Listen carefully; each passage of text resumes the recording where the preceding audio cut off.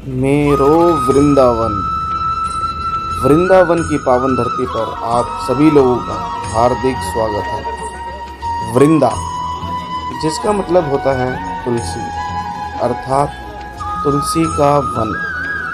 कहा जाता है कि भगवान श्री कृष्ण राधा रानी संग आज भी यहाँ कण कण में विराजमान हैं और यहाँ के राजा हैं ठाकुर श्री बांके बिहारी, जिनकी अनगिनत चमत्कारों की दुनिया दीवानी है और जिनकी एक झलक पाकर भक्त भाग विभोर हो जाते हैं। तो आज की हमारी यात्रा बांके बिहारी मंदिर और उनसे जुड़ी हुई रहस्यमय बातों के बारे में होगी, जिन्हें आज तक कोई भी नहीं जान सका है। क्या आप जानते हैं कि आप यहाँ स्थित बांके बिहारी जी को एक टक 2 मिनट से ज़्यादा नहीं देख सकते। अगर आप देखेंगे तो आपके साथ कुछ ऐसा होगा जिसका आप अंदाज़ा भी नहीं लगा सकते। ये मूर्ति कहाँ से आई और यहाँ पर कैसे स्थित हुई, इस बारे में कोई भी पुख्ता प्रमाण नहीं है। बांके बिहारी मंदिर की स्थापना स्वामी हरिदास जी ने की थी, जो कि प्राचीन काल में मशहूर गायक तानसेन के गुरु थे।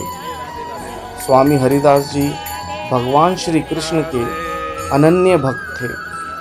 वे निधिवन में भगवान श्री कृष्ण की भजन आदि गाकर उनकी भक्ति किया करते थे। आपको सुनकर बहुत आश्चर्य होगा कि स्वयं राधा कृष्ण उन्हें साक्षात दर्शन दिया करते थे। एक दिन वृंदावन के लोगों ने कहा कि वह भी राधा कृष्ण के दर्शन करना चाहते हैं। तब स्वामी हरिदास जी ने राधा कृष्ण की आराधना करके लोगों की बात उन तक पहुंचाई। ध्यान और पूजन के बाद जब उन्होंने अपनी आंखें खोली, तब राधा कृष्ण मूर्ति को अपने समक्ष पाया था। श्री कृष्ण ने हरिदास जी से कहा, हम दोनों तुम्हारे साथ ही रहेंगे। तब हरिदास जी ने बोला, हे प्रभु, मैं तो संत हूँ, आपको तो लंगोट पहना दूंगा, लेकिन राधा रानी जी के लिए 16 श्रृंगार कहाँ से लाऊंगा। भक्त की बात सुनकर श्री कृष्ण मुस्कुराए और राधा कृष्ण की जुगल जोड़ी एकाग्र हो गई और एक विग्रह के रूप में वहाँ फिर से प्रकट हुई। हरिदास जी ने इस विग्रह को बांके बिहारी जी का नाम दिया था। यही कारण है बांके बिहारी जी के विग्रह पर आधे पर महिला और आधे पर पुरुष का श्रृंगार होता है। आपको जानकर हैरानी होगी कि मंदिर में हर 2 मिनट के अंतराल पर बिहारी जी के सामने पर्दा लगाया जाता है। इसके पीछे मान्यता है कि बांके बिहारी लाल बहुत नटखट हैं और कोई सच्चे दिल से 2 मिनट तक उनसे नज़रें मिला लेता है तो वह उनके साथ ही चल देते हैं। बांके बिहारी जी सिर्फ प्रेम के भूखे हैं। वही मान्यता है कि वह भक्त की भक्ति से वशीभूत हो जाते हैं। इसीलिए इस मंदिर में आकर आंखें बंद करके पूजा नहीं की जाती, बल्कि बांके बिहारी जी की आंखों में आंखें डालकर उन्हें निहारा जाता है। कहा जाता है कि बांके बिहारी जी की मूर्ति से ऐसा आकर्षण है जो भक्त को अपनी ओर खींच लेते हैं और उसकी आंखों से आंसू स्वयं झरझर करके गिरने लगते हैं। बांके बिहारी जी मंदिर का सबसे दिलचस्प तथ्य यह है कि यहाँ मंदिर परिसर में कोई भी शंख व घंटी नहीं है, क्योंकि भगवान को इन उपकरणों की आवाज़ें पसंद नहीं हैं। यह भगवान का दिव्य आवाहन राधा रानी नाम के शांतिपूर्व मंत्रों के साथ किया जाता है। अधिकतर लोग ये बात नहीं जानते कि भगवान श्री कृष्ण की हर मुद्रा को बांके बिहारी नहीं कहा जाता, बल्कि 3 कोण पर झुकी वाली मुद्रा वाले श्री कृष्ण को बांके बिहारी के नाम से पुकारा जाता है।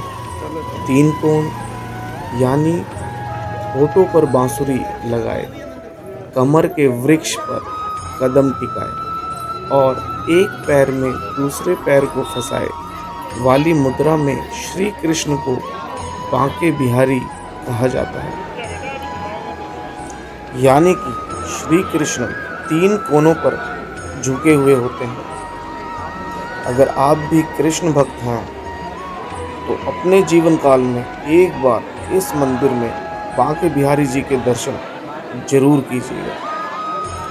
मंदिर के अंदर हर दिन 12 महीने इसी प्रकार भक्तों का तांता लगा रहता है, तो आप कभी भी आइए, आपको भीड़ का जमावड़ा हमेशा मिलेगा और काफ़ी मुशक्क़त करने के बाद, धक्का मुक्की करने के बाद आप भगवान बांके बिहारी जी के समक्ष जाके उनकी आंखों में आंखें डालकर उनको निहार सकते हैं, उनके दर्शन कर सकते हैं। यह एक मंदिर परिसर के भीतर का नज़ारा, जहाँ पे भक्त भगवान के समक्ष जाने का प्रयास कर रहे हैं।